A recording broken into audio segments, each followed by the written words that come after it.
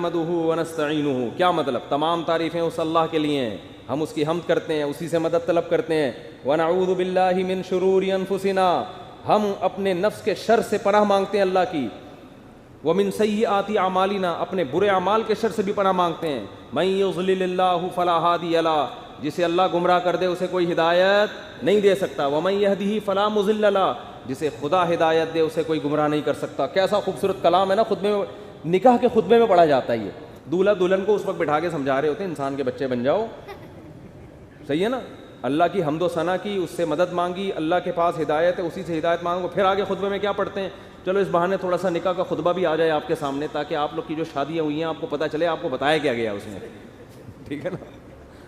پھر جو مسنون ہے آیت ہے، یا ایھا الناس اتقوا ربکم الذی خلقکم من نفس واحدہ. کیا خاندانی آیت ہے، مسنون ہے یہ خطبے میں. اے لوگو اس رب سے ڈرو جس نے تمہیں ایک آدم سے پیدا کیا. اب میاں بیوی کا ملاپ ہو رہا ہے نا، مرد اور عورت کا، ان کو یاد دہانی کرائی جا رہی ہے کہ سب سے پہلا ملاپ آدم اور حوا کا ہوا تھا. وہ بھی شادی تھی اور ایک آج شادی ہو رہی ہے. وہ خدا نے اپنی قدرت سے آدم کو پیدا کیا، ان کی پسلی سے حوا کو پیدا کیا. اس رب سے ڈرو. اصل میں تو وہ یہ ساری یہ جو میاں بیوی کی شادی ہے یہ بھی خدا کی قدرت کی ایک دلیل ہے. یہ قدرت اس وقت سے شروع ہوئی تھی جب آدم کو مٹی سے پیدا کیا اور ان کی زوجہ اماں حوا کو پیدا کر کے وَبَثَّ مِنْهُمَا رِجَالًا كَثِيرًا وَنِسَاءً، ان دونوں کے ملاپ سے اربوں کھربوں ان مردوں اور عورتوں کو زمین میں اس اللہ نے پھیلا دیا. یہ اس خدا کی قدرت ہے اور اسی قدرت کا آج ایک نمونہ ہے یہ دولہا اور دلہن. وہی عمل آج دوبارہ ہو رہا ہے، انہی کی بچے شادی کر رہے ہیں اور نسل بڑھ رہی ہے. ایک اکیلے آئے تھے آدم، نہ انڈا موڑ تھا، نہ نیو کراچی تھا، نہ پٹیل پاڑا تھا، نہ W11 تھی، نہ 4L تھی، ہے بھائی، نہ پاکستان تھا، نہ ہندوستان تھا، نہ جاپان، نہ افغانستان، نہ چین، کوئی کچھ بھی نہیں. نہ ساس نہ بہو کے جھگڑے، نہ مارکیٹیں، نہ حیدری کی مارکیٹ، ہے بھائی، نہ ہوٹلوں کے پراٹھے، نہ چائے، نہ نسوار، نہ پان، نہ گٹکا، کوئی ٹینشن نہیں. اکیلے آدم. اللہ کہتے ہیں میری قدرت مٹی سے بنا کے ان کو سلایا، انہی کی پسلی سے اماں حوا کو نکالا، اور پھر بث منہما، ان دونوں کے ملاپ سے نسل بڑھتی گئی ہے. اور آج دیکھو کروڑوں اربوں انسان دنیا میں، رجالن کثیرا ونساء، بے شمار مرد بھی اور بے شمار عورتیں بھی. تو اسی کی یاد تازہ ہو رہی ہے. انہی کروڑوں میں سے 2 آئے ہوئے مولانا طارق مسعود صاحب کے پاس کہ ہماری شادی کرا دو، اور وہ بھی 40 سال میں جلدی آ گئے بیان سن کے، ورنہ ان کا ابھی پروگرام آنے کا نہیں تھا. کیونکہ مجھے ایسے لوگ مل رہے ہیں. مجھے ولیمے میں بلایا 40 سال کا دولہا، کہہ رہے حضرت آپ کا بیان سن کے میں جلدی شادی کر رہا ہوں. وہ ہے سچی مچی کا واقعہ ہے، یہ جھوٹی موٹی کا نہیں ہے. میں کہتا ہوں بہت زیادہ جلدی ہو گئی، بہت زیادہ جلدی ہو گئی، تھوڑا لیٹ ہو جائے. اتنی اسپیڈ تو میں نے نہیں کہا تھا آپ کو. تو مارکیٹ میں یہ چل رہا ہے.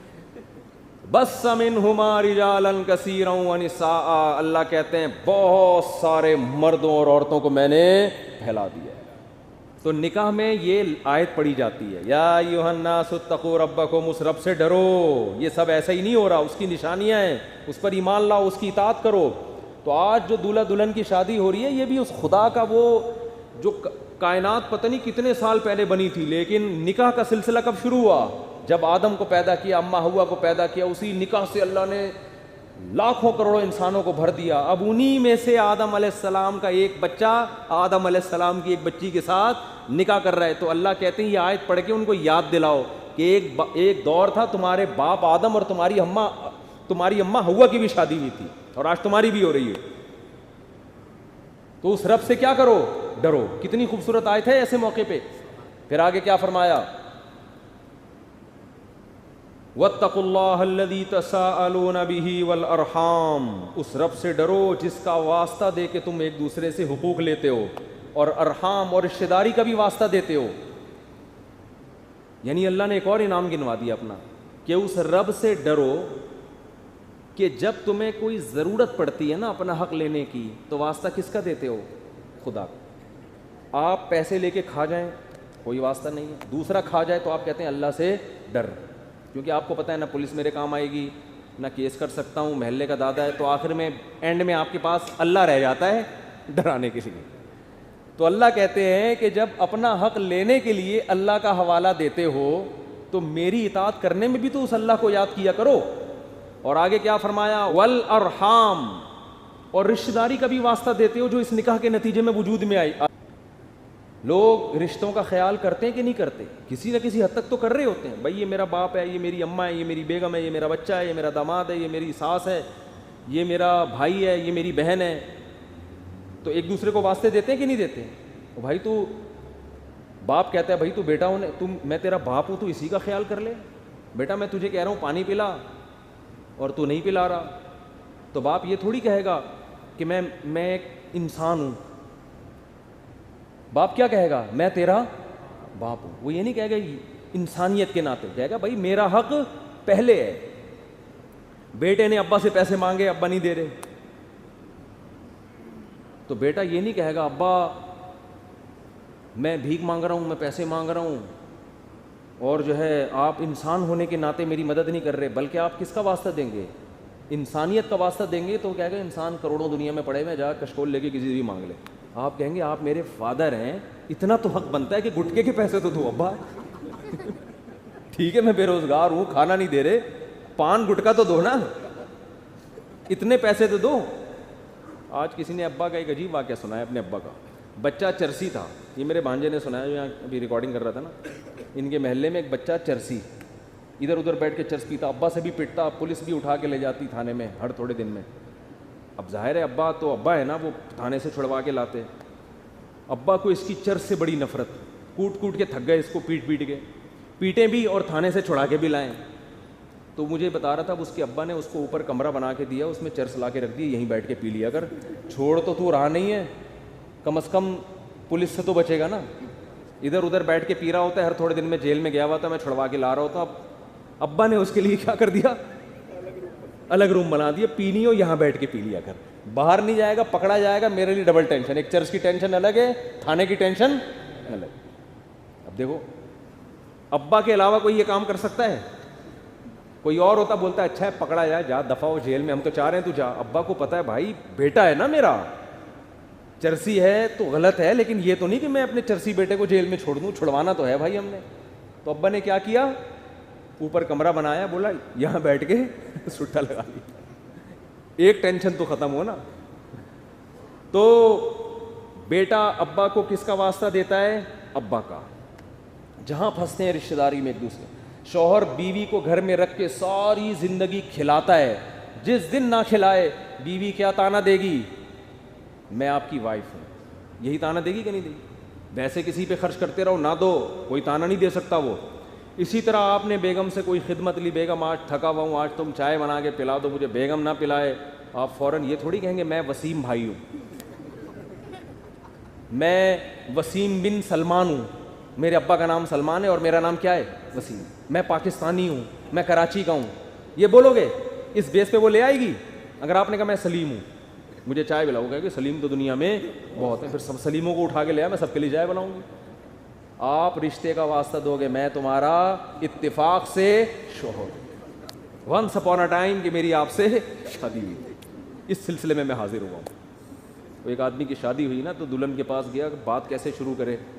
ابے تو شروع کر دے جیسے کر، لیکن وہ بڑے ادیب تھے، انہوں نے کہا بڑی ہر بات پہلے تمیز سے ہونی چاہیے. تو بہت دیر سوچتا رہا شروع کیسے کروں، تو ایسے شروع کی کہ میری کل آپ سے شادی ہوئی تھی، اس سلسلے میں حاضر ہوا ہوں میں آپ کے پاس.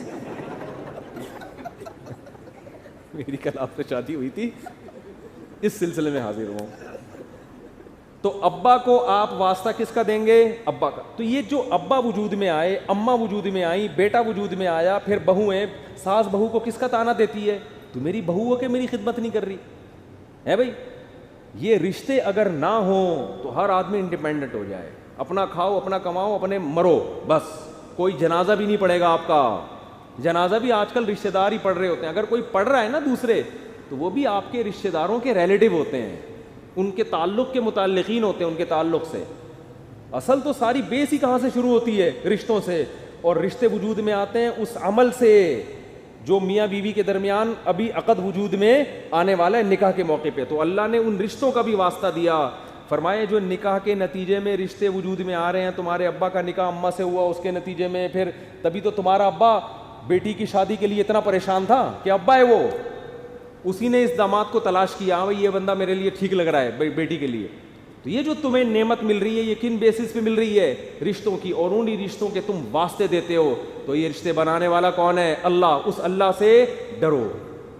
میاں بیوی کو بتایا جا رہا ہو اور عین اس نکاح کے موقع پہ اس اللہ کے احسانات کی دھجیاں اڑائی جا رہی ہوتی ہیں. ڈانس، لڑکے لڑکیاں، مکس گیدرنگ جو ہوتا ہے شادی ہالوں میں. میں تو کہتا ہوں یار اتنی بڑی اللہ نے نعمت دی تمہیں، نکاح کے بندھن میں باندھ لیا. یہ ہم ہندو تھوڑی ہیں، ہم عیسائی تھوڑی ہیں بھائی، ہم ملحد تھوڑی ہیں کہ یہ خود سے ہو رہا ہے. او بھائی یہ تو اللہ کا بنایا ہوا نظام ہے، ہم اس نظام سے فائدہ اٹھا رہے ہیں اور بے پناہ فائدہ. تو کم از کم اس موقع پر تو انسان یہ ناچ گانے اور بے پردگی اور شراب کباب نہ ہو. یہ خدا کو کتنا غضب آئے گا. اور اس کا اللہ انتقام لیتے ہیں. انتقام کیا لیتے ہیں؟ دیکھ لو ان لبرل لوگوں کے ہاں کیسے عشق معاشقے ہوتے ہیں، شادی کے تھوڑے دنوں بعد ان کے پھڈے اسٹارٹ. نفس پرستی ہے نا، خواہشات کے غلام ہیں. ڈائلاگ بڑے ہوں گے، ڈائلاگ بڑے ہوتے ہیں ایسے، اور ہم یوں ایکچولی ایک دوسرے کو صبر تحمل. اور آپ حالات جا کے دیکھو گے تو وہ ریلیشن نہیں ہوتا جو دینداروں میں آپس میں ریلیشن، قربانی کے جذبے نہیں ہوتے. میں اکثر ایک واقعہ بتاتا ہوں. ہمارے دوست نے بتایا میں نے ایک غریب رکشے والے پٹھان کو دیکھا، اس کی بیوی ہاسپٹل میں تھی. وہ بیچارہ رکشے والے کا انتقال ہوا نا، اس کی بیوی کو اتنا غم ہوا ہے کہ اپنے شوہر کے جوتے اٹھا کے اپنے سر پہ رکھ لیے اس نے کہ میرے سر کا تاج دنیا سے چلا گیا. کیا تاج تھا، بیچارہ رکشا چلا کے کیا کھلاتا ہوگا. کتنی محبت. یہ محبتیں آپ کو فلموں ڈراموں میں تو نظر آئیں گی، لیکن ان فلمیں ڈرامے والوں کی جو پریکٹیکل لائف ہے اس میں نظر نہیں آئیں گی آپ، اس میں نظر نہیں آئیں گی آپ. لیکن رکشے والوں ٹماٹر والوں کے ہاں یہ محبتیں آپ کو نظر نہیں آئیں گی، کہ ڈائلاگ نہیں ملیں گے آپ کو. لیکن جب آپ ان کے گھروں میں جا کے دیکھو گے تو اس سے زیادہ محبتیں نظر آئیں گی آپ کو. جو قربانی دے رہا ہے، جو خرچ کر رہا ہے، وفا ملے گی آپ کو، کیونکہ نفسانی خواہشات کے غلام نہیں ہوتے. خیر جلدی سے میں یہ خطبے کا ترجمہ کر کے پھر اپنے اصل ٹاپک پر آتا ہوں. جب ہو ہی گیا تو ایک دفعہ ہو ہی جائے گا. بہت سے لوگ کئی دفعہ پرچیاں دے چکے ہیں خطبے کا ترجمہ جلدی جلدی. تو ہم کیا کرتے ہیں؟ واتقوا اللہ الذی تساءلون بہ الارحام. دولہا دلہن کو سمجھایا جا رہا تو انسان کے بچے بن جاؤ.